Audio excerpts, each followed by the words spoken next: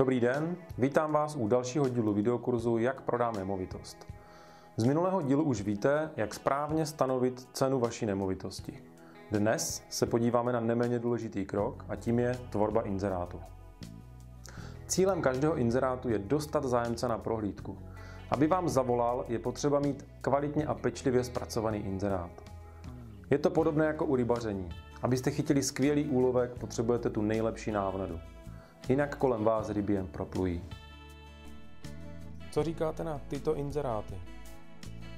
Jsou to podle vás ty správné návnady? Šli byste se na tyto nemovitosti podívat? Možná ano, ale určitě nebudete hořet nedočkavostí a doufat, že budete na prohlídce první. Naprostým základem a nejdůležitější věcí při tvorbě inzerátu je kvalitní fotodokumentace. Lidé totiž v dnešní uspěchané době šetří svým časem a než se rozhodnou nějakou nemovitost navštívit, vybírají na internetu. Abyste zaujali kupujícího, máte většinou jen jeden pokus.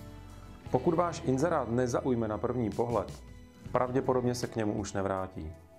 A možná jste tak ztratili kupce jen díky tomu, že jste se na lov žraloků vydali pouze s podběrákem.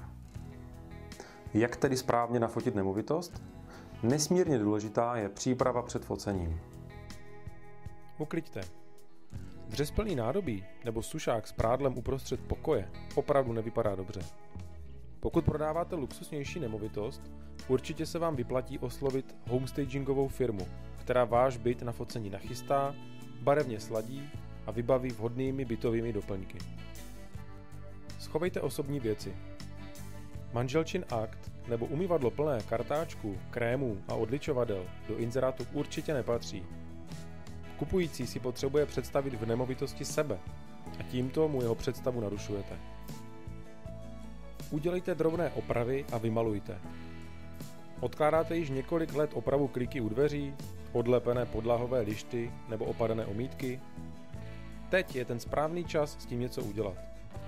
Pokud prodáváte nemovitost, ve které se delší dobu nebydlelo, nebo nemovitost, která je vyklizená, investujte do vymalování, nejlépe bílou barvou. Pokoje budou vypadat na fotografiích krásně světle a čistě. Nejde o to něco zamaskovat nebo skrýt případné vady nemovitosti, ale navodit příjemnou atmosféru pravidelně udržovaného domova. Nemovitost máme nachystanou a můžeme se pustit do samotného focení, u kterého doporučuji dodržet těchto 5 zásad. Zásada první. Foťte kvalitním přístrojem.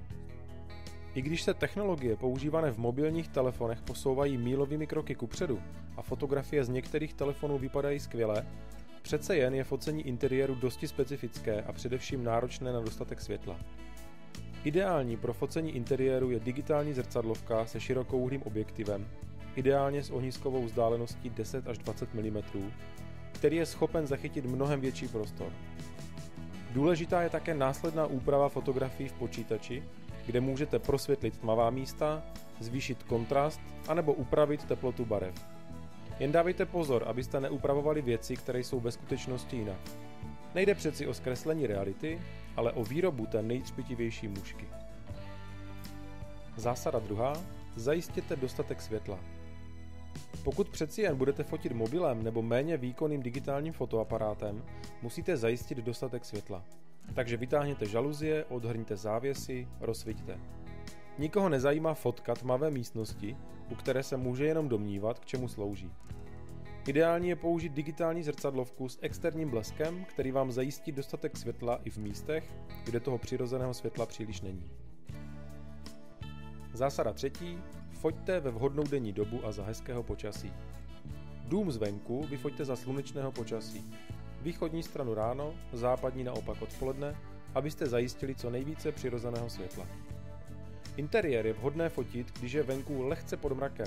Ostré slunce totiž může okna příliš rozzářit a pokud budete fotit proti oknu a nebudete fotky dále upravovat, nebude výsledek vypadat dobře.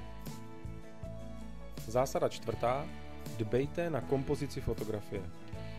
Snažte se na fotografiích zachytit co nejvíce prostoru. Kupujícího nezajímá fotka vaší postele, tmavého koutu anebo okna.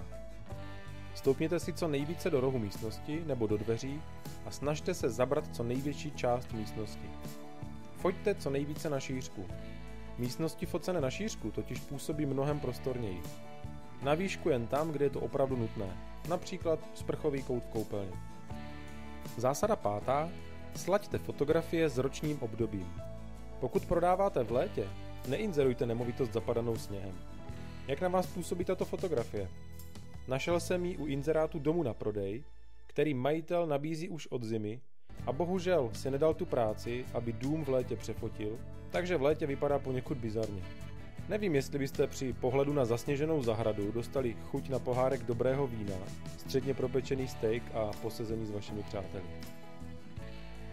Pořízení kvalitní fotodokumentace může být časově dosti náročné, ale určitě se vyplatí. A pokud jste kreativní, bude vás i bavit.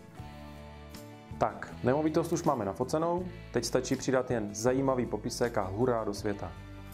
O tom, jak vytvořit poutavý inzerát a jak oslovit co nejvíce zájemců, si povíme zase příště. Těším se na vás.